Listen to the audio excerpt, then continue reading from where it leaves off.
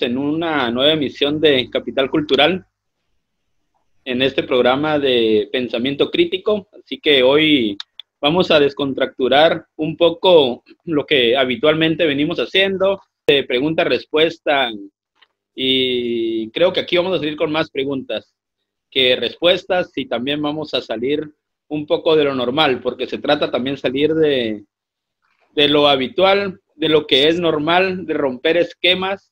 Y hoy tenemos de invitado a Diego Stulwar.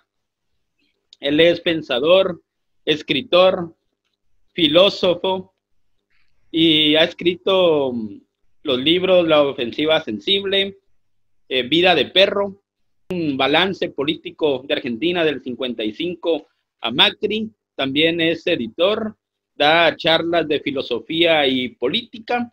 Así que hoy va a ser un placer conversar con él. Y como les decía, vamos a desplegarnos, vamos a descontracturar, vamos a analizar y vamos a poner en cuestión las cosas. Y estamos en un marco de pandemia en donde estamos saliendo de toda una locura, toda esa vorágine que nos ha traído el neoliberalismo, de competir en el mercado, de quien tiene más fuerza es el que sobresale, todos esos relatos, todos esos discursos, todos esos elementos que nos han en los últimos 20 años atravesado mentes, cuerpos, nos ha atravesado también un conjunto de valores, creencias, hábitos en nuestra cotidianidad y todo. Y ahora que estamos en este marco de pandemia, estamos en una cuarentena, estamos por vía streaming haciendo charlas, ahora nos ponemos en cuestión esos relatos, esos discursos y esos elementos. Así que, bueno, como para empezar, quisiera mencionar algo que Diego, vos mencionás bastante cuando definís el neoliberalismo, ya que acá me están escuchando también mis tías, mi abuela, y cuando les decimos, bueno, neoliberalismo, dicen, bueno, ¿qué es? Pero al explicarlo así como que es ese diagrama de poder, como vos has mencionado en tus libros, y ahora, ¿dónde podemos nosotros como identificar que pueden estar esos elementos? Bueno, al menos nuestras generaciones. Bueno, pensando sobre todo en tus tías y tus tíos, abuelas, etcétera, quienes no conozco, por supuesto, lo que se me ocurre es empezar por decir que ya hace un par de décadas largas, en la filosofía y en las ciencias sociales, se empezó a comprender, a pensar, a elaborar un discurso sobre cómo va cambiando el capitalismo, que no siempre es exactamente igual, y que alcanza con ver cómo funcionaba la economía y la ciudad en los años 60 o 70 y cómo funciona hoy, para ver que hay unos cambios y que esos cambios tienen que ser por lo menos conocidos, por lo menos pensados. Por ejemplo, las grandes fábricas que en otro momento ponían como protagonistas de la producción a una clase trabajadora gigantesca, mucho más homogénea, que trabajaba precisamente en fábricas y que hacía de la producción un proceso mudo, un proceso silencioso, un proceso repetitivo, un proceso físico, y que en torno al salario que cobraba, digamos, que se constituía un poder de consumo, un acceso a vacaciones, un acceso en general a los derechos, ese mundo, que además tenía un Estado que invertía mucho más en lo que llamaríamos el salario indirecto, que invertía más en salud, que invertía más en educación. Todo ese mundo ha ido cambiando. Hoy lo vemos y vemos un predominio de tecnologías de la comunicación, vemos el papel de la información y su velocidad, vemos el enorme papel de las finanzas, vemos como cada vez menos, por ejemplo en América Latina, pienso en México, Brasil, Argentina, donde antes eran zonas industriales gigantescas, hoy nos encontramos áreas empobrecidas y de servicios. Bueno, en fin, todo eso ha ido cambiando. Y le llamamos neoliberalismo, pienso yo, a la racionalidad de esta última fase del capital, que está desesperado, el que el capital está desesperado por aumentar su tasa de ganancia a como dé lugar, incrementando el nivel de violencia en los procesos de desposesión comunitarias, de los trabajadores, de las trabajadoras, de las comunidades. Entonces, el neoliberalismo también supone un nuevo papel del Estado, un nuevo papel de las instituciones, y en fin, se podría hacer una descripción todavía más larga, pero creo que tus tíos esto y tus abuelos lo verían, lo entenderían, y además supongo que identificarían hasta qué punto su vida en los últimos 30 o 40 años fue transformándose a la luz del ritmo de la transformación del capitalismo. Claro. Y también para llegar como a eso, de que hay una construcción de consensos.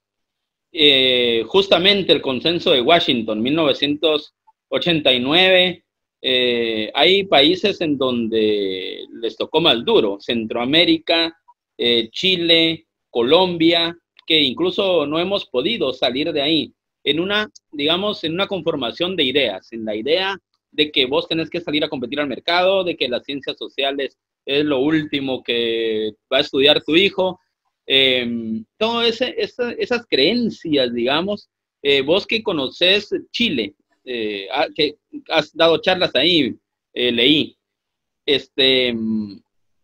las generaciones indignadas, esos estallidos que han habido, ¿cómo ves vos a esa sociedad? ¿Crees de que puede haber un estallido porque es generacional, porque las juventudes se dieron cuenta de ese relato neoliberal, o están cansadas, están indignadas, o hubo un cambio en la sociedad, o hubo algo ahí que pudo haber estallado? Mira, a mí me da la impresión de que, así como en la década del 70, en Chile, en Argentina, en Uruguay, en general, en Bolivia, en el cono sur de América, el neoliberalismo hizo su primer gran instalación de la mano de las dictaduras militares y lo que en Argentina se teorizó como el terrorismo de Estado, es decir, el Estado pasando a actuar como grupo militar de tareas al servicio de desarmar las redes populares militantes y de contrapoder, y en función de instalar el mercado como gran sistema de mando. En los años 90, a comienzos de los años 90, como bien decís vos, a nivel regional, lo que surge es el consenso de Washington, que básicamente implicaba privatización de todas las empresas públicas, bajas de salario, apertura de importaciones, pérdida de derechos laborales. Entonces, desindustrialización, hegemonía del mundo de las finanzas, y eso vino muy acompañado con el unilateralismo global, es decir, la desaparición del bloque soviético de la geopolítica y el alineamiento muy, muy estrecho con el gobierno norteamericano, ¿no? Entonces, esos son dos grandes momentos de instalación del neoliberalismo en América Latina. En el primer momento fue una acción de guerra, en los años 70. En los años 90 vino acompañado por una ofensiva discursiva muy poderosa, que estás muy bien señalando, con un gran papel de la televisión, con un gran papel de artefactos de consumo, y me da la impresión de que ahí, además de lo que podríamos llamar la meritocracia, ¿no?, que es la ilusión de que las personas les va mejor cuanto más esfuerzo y méritos tienen, digo que es una ilusión, porque lo que oculta es que a las personas solamente les va mejor si pertenecen a las clases dominantes. Y siempre les va peor si no lo pertenecen. Eso se oculta bajo la historia individual, una novela individual, en donde cada quien está llamado a poner lo mejor de sí mismo. Este tipo de relatos, en concreto, en el neoliberalismo, funcionan al interior de lo que Foucault llamaba dispositivos. Y todos los dispositivos, es decir, los mecanismos en los cuales uno inserta su acción, están determinados por una exigencia, que es ser productivo en el mercado. Lo que algunos amigos insistieron mucho hace unos años en llamar hacer de uno mismo una marca. Foucault dijo hacer de uno mismo una empresa. Entonces, es un enorme mecanismo de transformación de las estrategias de existencia. En lugar de redes comunitarias, en lugar de lo público, en lugar de una autopercepción comunitaria, cada quien es llamado a concebirse como una empresa en libre competencia con las demás, en una marca que tiene que autovalorizarse, y entonces muy libremente, como si dijésemos sin patrón, sin un gran padre, sin un tirano que obligue, cada quien se obliga a sí mismo a zafar de quedar endeudado, de quedar improductivo, de quedar preso. Y cada quien tiene que conquistar su libertad y su lugar en este mercado, constituyéndose al servicio del ideal que el mercado ofrece. Es una forma muy nueva y muy interesante, por lo perverso, digamos, de dominación sin dominación, como si dijésemos una dominación ultra interiorizada. Es uno mismo el que se obliga las 24 horas del día a estar al servicio de un esquema de productividad, olvidando todos los elementos críticos que permitirían ampliar las estrategias de vida, recuperar estrategias de vida comunitarias, colectivas, que tengan alguna capacidad de ponerle límites a ese. Pero vos me preguntabas hace un rato qué había visto en Chile cuando yo estuve en noviembre del año pasado, Claro, en plena sublevación popular. claro. Y lo primero que te voy a decir es que lo que vi es algo que tenía un cierto eco con el 2001 argentino,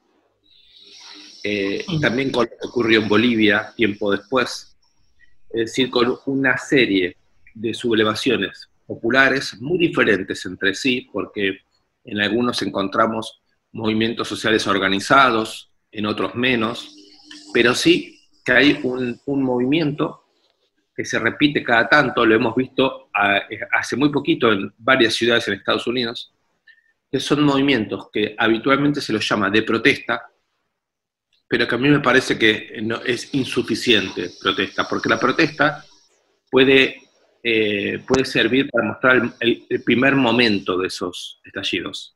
Así que protestan por una cosa puntual, que le piden al gobierno que termine con algún abuso específico. Pero la velocidad en que eso se generaliza y la amplitud de las exigencias que esos movimientos tienden a generar nos hablan de algo más que una protesta.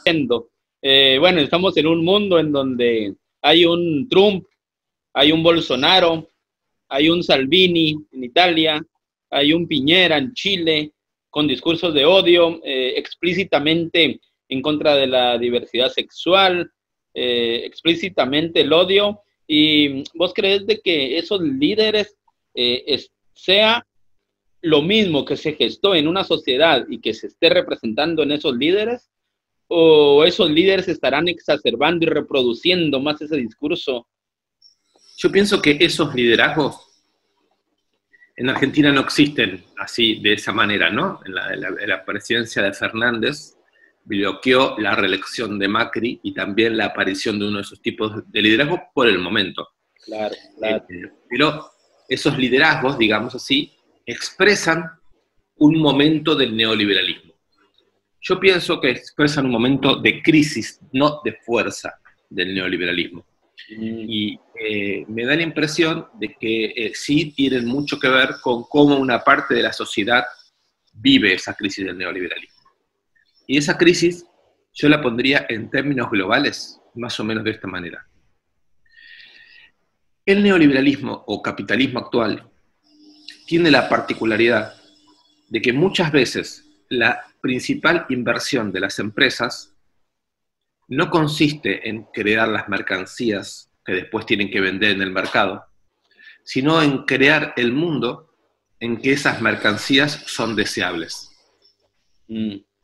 Entonces, la inversión muchas veces supera, ya te digo, el porcentaje que va a la creación material de la Coca-Cola, del auto, de la computadora, de lo que fuera, y está orientada a crear una subordinación popular en términos de deseos a esas mercancías que el capital produce. Entonces, la inversión en estudios de mercado, en marketing, en estructuras de distribución, todo ese tipo de inversiones son, digamos así, una parte muy importante de lo que se llama hoy el capital.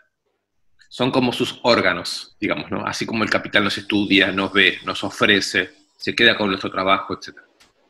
Si una vez que uno entiende que el capital quedó a cargo de crear los mundos deseantes en los que puede vender sus mercancías, realizar sus mercancías, se puede ver qué es lo que ocurre cuando una parte del consumo de nosotros, de las personas, autonomizan su deseo. Dejan de desear lo que el capital les ofrece.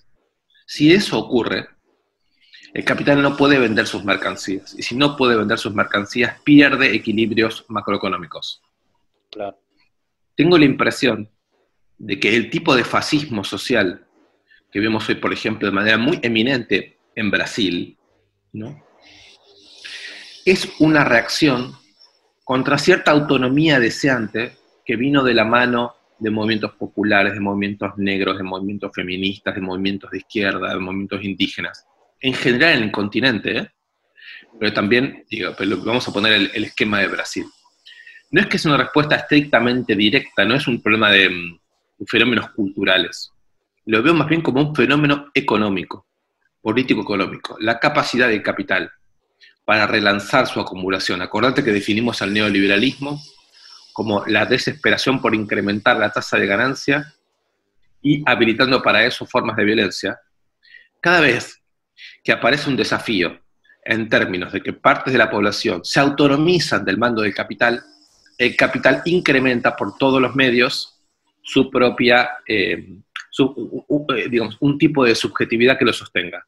El problema que yo veo es que la máquina capitalista está muy averiada, la crisis es muy grande, la pandemia agudiza esa crisis, y las subjetividades de tipo fascista vienen a asistir a esa máquina, la vienen a sostener, criminalizando todo lo que no se adapta, incrementando el nivel de violencia, atacando la naturaleza como fuente de ganancia, liquidando beneficios comunitarios, populares y obreros, intentando retomar el mando sobre el deseo de las personas. Entonces, creo que estamos en un momento de muchísima violencia y que estos levantamientos populares, estos momentos en donde las poblaciones pueden ponerle límites a la ofensiva neoliberal, sea cuando se cuida el agua, cuando se cuidan las tierras, cuando se discute contra el patriarcado, cuando se está harto del racismo, cuando no se tolera más la precariedad de la vida, son momentos de auténtico, lo que decía Marx, de auténtica lucha de clases. Auténtica lucha de clases. Atrás tuyo veo la foto de un señor que decía que él era marxista con la misma naturalidad con que podía ser newtoniano. Es decir, que simplemente había que ver cómo la sociedad se movía para comprender que la lucha de clases no era una ideología, era un fenómeno que si se lo comprende, se comprende la dinámica de la sociedad. Ese discurso, ese discurso de odio, tal vez no está, digamos, la sociedad, digamos, como para que ellos llegaran a tener un liderazgo, pero sin embargo están ahí y salen en este momento. En Argentina vimos recién el 9 de julio los anticuarentena en el Obelisco, con todo el discurso, pero sin liderazgo. Es decir, la situación es muy tensa, es muy crítica, y la derecha, la oligarquía argentina, que se quedó sin su bandera política, sin su partido político, sin su ilusión política, está posicionándose ante la crisis global y ante la posibilidad que el gobierno insinúe mínimas medidas equitativas, como por ejemplo cobrar más impuestos a las grandes fortunas, o expropiar a algunas empresas con conducción mafiosa, que le deben fortunas al Estado argentino, que le deben fortuna a los productores con los que trabajan, cuando el gobierno insinúa la expropiación de la empresa Vicentín, ya vimos lo que pasó, ¿no? Banderazos en favor de la empresa. Es decir, tengo la impresión de que el bloque de poder en la Argentina advierte que el capitalismo está en una crisis muy brutal, que la sociedad está en una crisis muy brutal, y que podría ocurrir que para lidiar con la crisis, una parte de la sociedad presionase sobre el Estado para medidas un poco más equitativas. Ellos no quieren saber nada con eso. Y están muy agresivos, Entonces, ¿cómo creo que esa derecha está hoy políticamente dividida en dos? Una parte que quiere romper al gobierno ya mismo a través de la desobediencia de la cuarentena, y otra parte muy importante que está comprometida al interior de la estrategia de la cuarentena y quiere suceder gradualmente al gobierno, si el gobierno fracasa económicamente. La derecha no tiene un liderazgo unido en este momento. Probablemente intenten reunificarlo para las elecciones legislativas del año que viene. Lo que sí ocurre es que en la calle se comportan como grupos racistas, fascistas, intolerantes, con el discurso de la Guerra Fría. Es absurdo escucharlos, ¿no?, contra el comunismo. Al mismo tiempo yo pienso que no es tan absurdo, en el sentido que el fantasma del comunismo para ellos se despierta cada vez que sectores sociales populares con influencia sobre las instituciones dicen: hace falta más igualdad, hace falta un esfuerzo más colectivo. Ellos lo escuchan como amenaza a la propiedad y lo escuchan eso como comunismo, ¿no?